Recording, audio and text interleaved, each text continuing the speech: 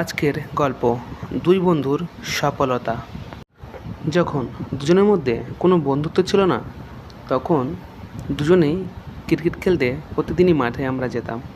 সেখান থেকেই আস্তে আস্তে প্রতিদিন খেলা এবং একসঙ্গে ঘোরাফেরার উদ্দেশ্যে সেইভাবেই আস্তে আস্তে আমাদের দুজনের মধ্যে গভীর একটি বন্ধুত্বই পরিণত হয়। সেইখান থেকেই আমরা দুজনেই বন্ধু। গ্রামের মধ্যেই দু বন্ধুর আলোচনা সব জায়গায় হতে থাকে যে বন্ধুত্ব হোক এমনই, এবং দু বন্ধুর নাম ছিল রাবানা এবং সাবানা। দুজনে কলেজ শেষ করার পরে চিন্তাভাবনা করলো যে বাড়ি এসে বাবাদের কলেজ থেকে আসার পরে বাবাদের কাজটা আমরা দু বন্ধু মিলে বুঝে নিয়ে কাজটা করতে থাকলাম। এবং দু বন্ধু মিলে চিন্তাভাবনা করলাম যে দু বন্ধু তো বাড়িতে বেকারই আছি, কোনো চাকরি বাকরি কিছুই হচ্ছে না, তাহলে দু বন্ধু মিলে দুটো ট্র্যাক্টর কিনলাম। কিন্তু সেইখান থেকে দু বন্ধু মিলে চাষবাস করতে থাকলাম। এবার গ্রামের মধ্যে সমস্ত বলতে থাকলো যে এদের দু বন্ধুর মতোই ঝুড়িমেলা খুবই দায়। তবুও দু বন্ধুকে গ্রামের মানুষ খুবই ভালোবাসতো। দু বন্ধু মিলে যেখানে যেতাম একসঙ্গে, এবং এইভাবেই অনেকটা দিন কেটে যায়। বাড়ির থেকে সবাই চিন্তাভাবনা করছে যে দুজন তো বড় হচ্ছে, কিন্তু দুজনের বিয়ে তো দিতেই হবে। সেইভাবেই দুজনের বিয়ের জন্য প্রস্তাব দিল বাড়ির থেকে।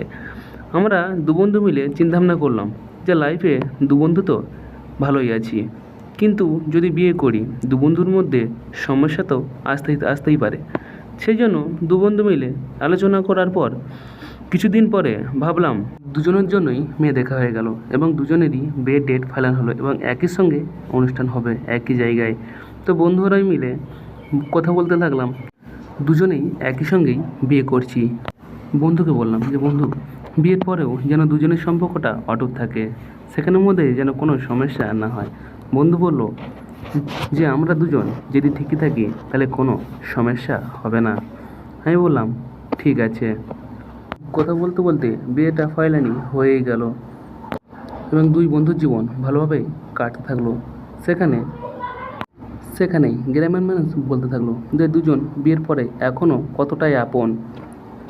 দুই বন্ধু মিলে গ্রামে কাজ করে আমাদের সংসার চলতে থাকলো, এবং দু বন্ধু আরামসেই মিলেমিশে দিনগুলো কিছুদিনের মধ্যেই সংবাদ এলো যে দুই বন্ধুর চাকরির লেটার এসছে।